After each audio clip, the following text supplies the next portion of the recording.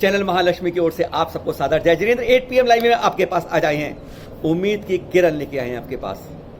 40 दिन का लॉकडाउन 21+19 पर आज हम सबके चेहरों पर ना उम्मीदी का घेरा बना हुआ है, एक आवरण बना हुआ है। जो यह ऑरा जो ना उम्मीदी का बना है, यही सबसे खतरनाक है।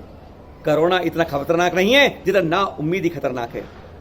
एक किताब निकली थी सेकेंड वर्ल्ड वॉर के ऊपर, डॉक्टर विक्टर फ्रैंकलिन ने लिखी थी।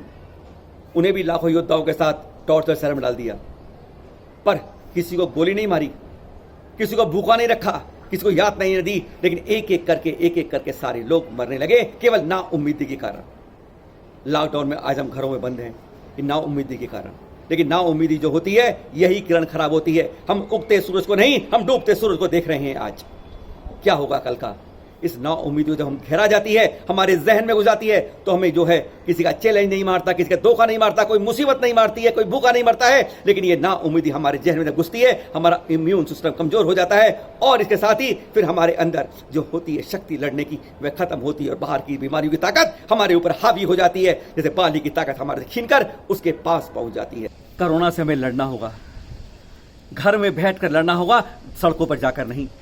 ना उम्मीदी नहीं होनी होगी, घबराना नहीं होगा, हिम्मत नहीं छोड़नी होगी। कोई जब भी हमें लड़नी होगी तो हमारी अंदर से लड़ाई करनी होगी। कई बार शत्रु बाहर भारी होता है तो अंदर की आत्मशक्ति से हमें उसे लड़ना होता है। जब कोई बीमारी या कोई प्रॉब्लम आती है तब हमारी बॉडी कमज़ोर पड़ने लगती है, लेकिन तब हमारा और आपका माइंड बहुत ताकतवर है।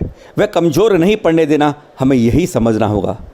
इस समय आप रोज़ टीवी देख रहे हैं, आप बुरी न्यूज़ भी सुन रहे हैं, देख रहे हैं कि आज कितने मरे, कल से कितने बढ़े, कितने बीमार हुए देश में, कितने बीमार हुए विदेश में। ये आपको मेंटली वीक बना रहा है और आप इस तरह धीरे धीरे मेंटली वीक होते जाओगे तो आपका इम्यून सिस्टम भी कमज़ोर पड़ता जाएगा, जिससे आपको बीमार होने का खतरा और बढ़ता जाएगा। और जीवन में सोच होनी चाहिए, एक लंबी सोच चाहिए, लॉन्ग टर्म गोल चाहिए, बड़ा सपना चाहिए। इस तरीके से हमारा सपना नहीं हो कि हम जैसे सूरज के साथ उगे और सूरज के साथ ही छिप जाए हमारे सपने। सपने को हमेशा बड़ा रखें, तभी हम उस मंजिल को पा सकते हैं। जिसके पास आने वाले कल के लिए बहुत बड़े ख्वाब हैं, बहुत बड़े सपने हैं, बहुत बड़ी सोच है, उसके लिए आज की तकलीफ़ें, आज की प्रॉब्लम बहुत छोटी होती है। ये हमें सोच लानी होगी। जब किसी का सपना, कमिटमेंट बड़ा होता है तब उसके सामने आने वाली तकलीफ़ें अपने आप स्वभाव से छोटी होती जाती हैं। जब भी हमारे सामने कोई समस्या आती है ना, मुसीबत आती है, तो हमें अपने अंतर मंथन करना होता है, उसे लड़ना होता है। भक्तामर की 5वीं गाथा में पढ़ा है ना हमने, शेर को देखकर हिरनी भागने लगती है, बहुत तेज भागती है हिरनी। जब उसे मालूम चलता है कि शेर ने मेरे बच्चे को पकड़ लिया है तो हिरनी के भागते कदम रुक जाते हैं, वो लौट पड़ती है और हिरनी खुद शेर से लड़ पड़ती है। अपनी ताकत का मुकाबला नहीं देखती कि मेरे अंदर कमजोरी कितनी है, क्योंकि उसकी दृढ़ शक्ति मजबूत हो जाती है। हमें यही देखना है कि इस समय हम किस तरीके से उसका मुकाबला करते हैं, इस कोरोना का अंधविश्वासों के साथ, पुरानी परिपाटियों से या युवा सोच के साथ, पॉजिटिव या नेगेटिव सोच के साथ, फर्क इस पर पड़ता है। अंधविश्वास यानी आपके सामने कोई बिल्ली गुजर जाए, यानी वह आपका रास्ता काट जाए, या फिर आपके घर से निकलते ही कोई छींक दे, तो आपके मन में एकदम नेगेटिव ख्याल आने तो शुरू नहीं होते। अगर होते हैं तो आपकी थिंकिंग नेगेटिव है। अब मानिए जैसे आप कहीं बाहर जा रहे हैं और तभी देखते हैं कि सामने गाड़ी का टायर ही पंचर है। अब झल्ला पड़ते हैं कि इसी भी क्या अभी ही होना था, शुरू में ही ऐसा तो सारा ही दिन आज तो ख़राब हो जाएगा। हाँ, इसे ही कहते हैं नेगेटिव थिंकिंग। और अगर आप कुछ ऐसा सोचते हैं कि चलो टायर आज पंचर हुआ, चलो अच्छा हुआ कि घर में ही पंचर हो गया, कम से कम कुछ गलत रास्ते में होने से तो बच गया। और फिर सोचिए कि अगर रास्ते में मैं तेज़ रफ्तार से होता इस समय तो एक्सीडेंट भी हो सकता है। घटना एक ही है पर उसे फेस करने का तरीका अलग अलग है।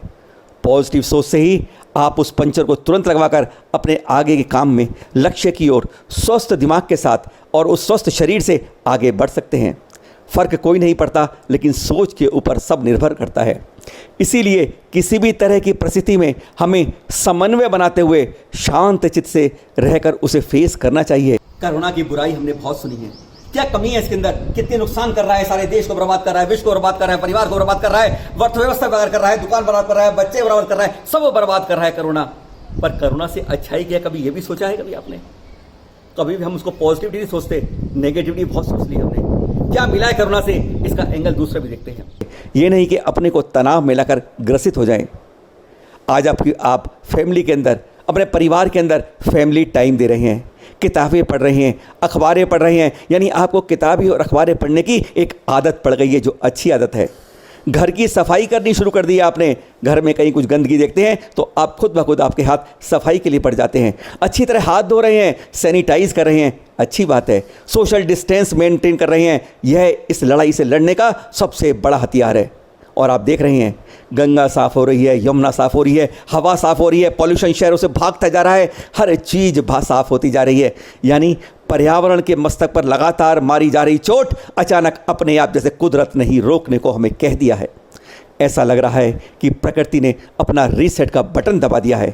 हम ये पॉजिटिव साइड क्यों नहीं सोचते? हमें यह भी सोचनी चाहिए कि कोरोना के आने से बहुत कुछ बदल भी गया है। हर सिक्के के दो पहलू होते हैं, हेड और टेल। एक हेड पे ही रोते रहेंगे, क्या रेड को भी हम नीचे टेल को भी देखेंगे?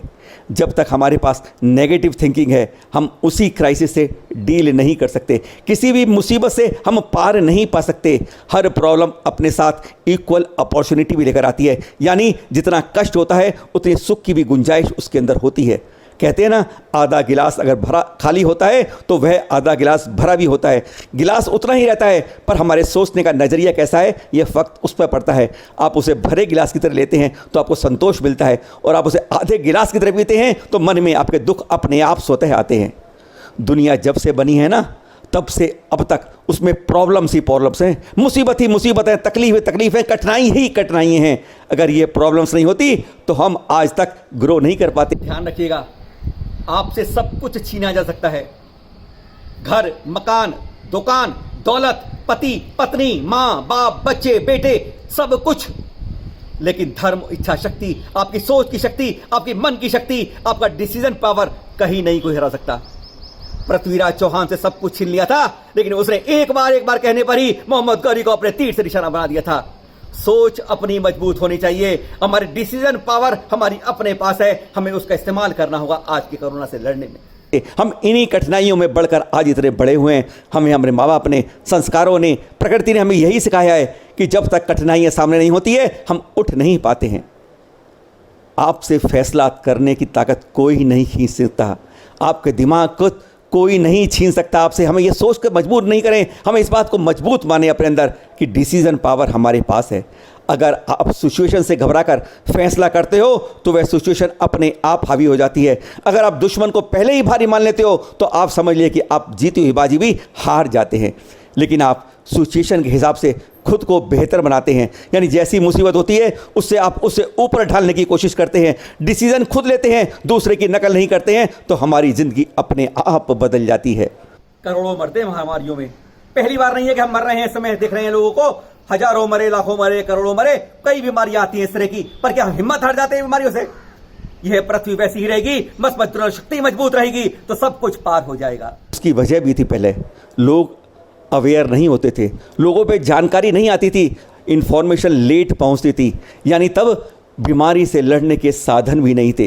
लेकिन आज तो वक्त बहुत अच्छा है, बहुत कुछ बदल गया है। हमारे पास इन्फॉर्मेशन बहुत तेज़ी से आती है, बहुत तेज़ी से भागकर हमारे पास पहुंचती है। आज हमारे पास बहुत साधन है, इसलिए घबराने की ज़रूरत नहीं है।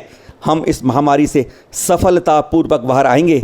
लॉकडाउन में फिर कहते हैं घर में रहिए, किताबें पढ़िए और अपने अंदर ध्यान योग कीजिए, फैमिली टाइम स्पेंड कीजिए, खुश रहिए और इससे लड़ने की कोशिश कीजिए।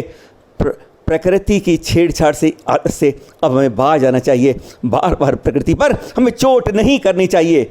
अपनी साफ सफाई की आदतों को सुधारिए और बढ़ाइए, लोगों से मिलिए, क्योंकि जीवन के अंदर आपको ऐसा समय आज तक नहीं मिला होगा। और हाँ, अपने अंदर उम्मीदों को जगाए रखना, क्योंकि यह दीपक आज जिसमें तेल कम है, बाती हल्की जल रही है, यह दो ज्योति है, एक दिन पूरे घर को नहीं, पूरे समाज को नहीं, पूरे देश को नहीं, विश्व को, समाज कर को ज्योति जगाए रखेगी। आपकी उम्मीदें जगी रहेंगी तो कोरोना हमसे दूर रहेगा। सुनिए, आप लोगों ने एक कहानी थी, एक कहानी अपने अनुभव पर थी, एक कहानी हमारे और आपसे जुड़ी हुई थी। अपने इम्यून सिस्टम को मजबूत रखिए, कमजोर मत कीजिए। बीमारी नहीं मारती है, बीमारी की सोच ही हमें मार देती है, घबराहट हमें मार देती है, चिंताएं मार देती है। बीमारी तो उसके बाद हमारे अंदर आती है, बहाना बीमारी का होता है, कमजोरी अपनी होती है। हमें इससे बचना होगा। अपनी इच्छा शक्ति, मन की दृढ़ शक्ति को मजबूत करना होगा। कोरोना को यूं ही हराना होगा। जब हमारे पास हथियार नहीं होता ना, तो अपने दिमाग से काम करना पड़ता है, तभी शत्रु को हराया जाता है। महाभारत में श्री कृष्ण ने इसी तरीके से उसको पूरी महाभारत जीते, अर्जुन के साथ रहे और दुर्योधन को हराया था। पांडवों की जीत इस तरह से नहीं हुई थी कि उन पर हथियार ज्यादा थे या उनके पास सेना ज्यादा थी, उनके पास दृढ़ शक्ति, इच्छा शक्ति और सोच बड़ी थी।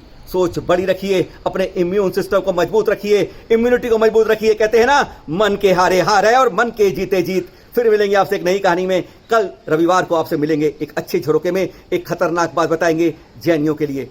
सादर जय जिनेंद्र।